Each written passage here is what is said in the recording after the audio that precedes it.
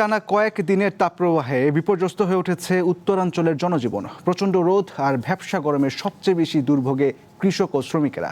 দিনমজুররা জানান, বৃষ্টি না হওয়া গরমের তীব্রতা বেড়েই চলেছে। প্রখর রোদে মাঠে কাজ করতে গিয়ে অনেকেই অসুস্থ হয়ে পড়ছেন। বিশেষ করে শ্রমিক, দিনমজুর সহ খেটে খাওয়া মানুষেরা গরমে অস্থির হয়ে পড়েছেন। অতিরিক্ত ঘামের কারণে পানির শূন্যতার ঝুঁকিও বাড়ছে।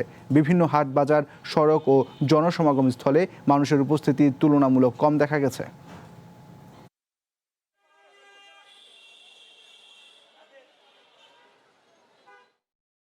অস্বাভাবিক গরম, জনজীবন একদমই বিপন্ন। আবহাওয়ার বৈধতার জন্য আমরা চলাফেরাই করতে পারতেছি না, এত গরম। এই গরমে মানে দম থেকে আসতে হতো, বাসার মতন কায়দা নেই। উপরে ফ্যান চলতেছে, তা তো ফ্যানেও বাতাসেও মানে গরম। গরমে মেন কথা ডায়রিয়া, অনেকটা জ্বর, ঠান্ডা, কাশি এগুলো বেড়ে যাচ্ছে। আবহাওয়ার খবর জানাতে নীলফামারী থেকে যোগ দিচ্ছেন আবু সাইদ অপু। অপু, আজ নীলফামারীতে গরমের তীব্রতা কেমন দেখছেন? এই গরমে কম আয়ের মানুষের ভোগান্তির চিত্র জানাবেন।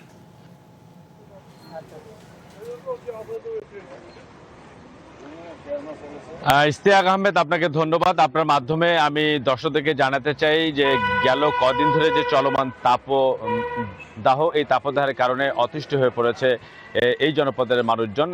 আপনার মাধ্যমে জানিয়ে রাখি, ৩৯ ডিগ্রি থেকে আস্তে আস্তে নেমে ৩৭ ডিগ্রি, ৩৮ ডিগ্রি, এরপর গতকাল কিন্তু ৩৭.৫ ডিগ্রি সেলসিয়াস তাপমাত্রা রেকর্ড করেছে সৈয়দপুর বিমানবন্দর আবহাওয়া দপ্তর।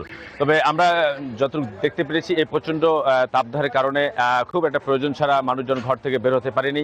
এবং বিশেষ করে যারা গদরখাটা মানুষ, যারা দিন এনে দিন খায়, সেই সব মানুষের অবস্থা একদম নাস্তা নাবুদ। কারণ তারা যে প্রত্যাশা নিয়ে আসলে মানে শহরে বের হয়েছিলেন আয় রোজগারের আশায়, কিন্তু জনসমাগম তেমন না থাকায় এবং প্রচণ্ড রোদের কারণে তারা সেরকম আয় রোজগার করতে পারছেন না।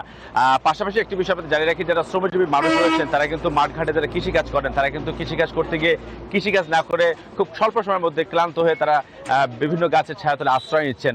আর একটি বিষয় জানিয়ে রাখি যে এই প্রচণ্ড গরমের কারণে কিন্তু মানুষের শরীরের লবণাক্ততা কমে যাচ্ছে এবং ধীরে ধীরে মানুষ ক্লান্ত হয়ে যাচ্ছে, যার ফলে বিভিন্ন কর্মস্থলে যারা ছুটে যাচ্ছেন তারা কিন্তু সেখানে ছুটে যেতে পারছেন না। পাশাপাশি স্থানীয় যে নীলফামারী সিভিল সার্জনের সাথে আমার গতকালের কথা হয়েছে, এই হাসপাতালে কিন্তু যে গরমজনিত যে রোগীর সংখ্যা সেটি কিন্তু ক্রমান্বয়ে বাড়ছে। বিশেষ করে ডায়রিয়াজনিত রোগীর সংখ্যা কিন্তু ক্রমান্বয়ে বাড়ছে। এবং গতকালকে আবহাওয়া দপ্তরের পক্ষ থেকে যে নীলফামারী জেলায় সহ আশপাশের জেলায় যে বৃষ্টিপাতের যে সম্ভাবনা ছিল এবং স্বস্তির পরশের যে একটি বার্তা যে ছিল, সেটি কিন্তু আসলে প্রত্যাশা যে হয়নি এবং আশপাশের জেলায় বৃষ্টিপাত হলেও নীলফামারী জেলায় কিন্তু বৃষ্টির দেখা মেলেনি। অর্থাৎ সবকিছু মিলেই এই ছিল নীলফামারী থেকে আবহাওয়ার সর্বশেষ খবর। তবে চলমান তাপপ্রবাহ কবে নাগাদ কমবে সেটির অপেক্ষায় এই জনপদের মানুষজন। ইশতিয়াক আহমেদ, এই ছিল নীলফামারী থেকে আমার কাছে সর্বশেষ খবর। ইশতিয়াক, ধন্যবাদ অপু।